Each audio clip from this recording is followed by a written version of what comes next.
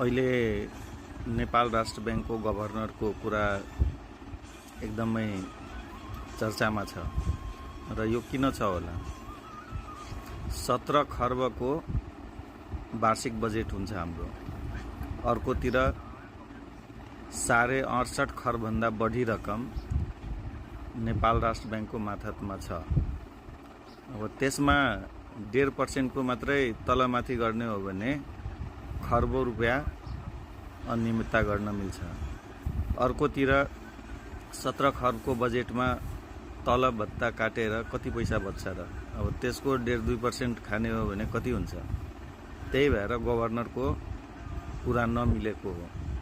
अहिलेको नेताहरूले बुझिसकेका छ कि यो देशको अर्थतन्त्रबाट हामीले जति दायाँ बायाँ गर्न सक्छौं त्योभन्दा बढी रकम नेपाल राष्ट्र बैंकको गभर्नर मार्फत गर्न सक्छौं। त्यही भएर कुरो नमिलेको हो। अर्कोतिर शेयर बजारमा पनि प्रशस्त घोटाला हुने गर्दछ। बिना नेपाल राष्ट्र बैंकको सहकार्य र सहमतिमा कहिले पनि घोटाला हुन सक्दैन।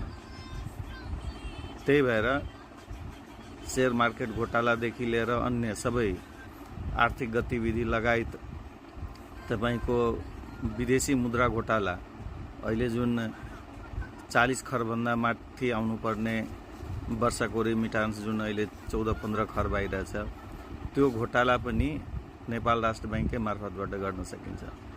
त्यही भएर अहिलेको जुन परिस्थिति छ त्यो परिस्थिति हाम्रो जनताको लागि हैन सिर्जना गरेको। यिनीहरूले कहाँबाट कति बढी खान मिल्छ त्यो ठाउँ आफैले लिनु पर्यो भनेर मात्रै यिनीहरूले गर्न खोजेको।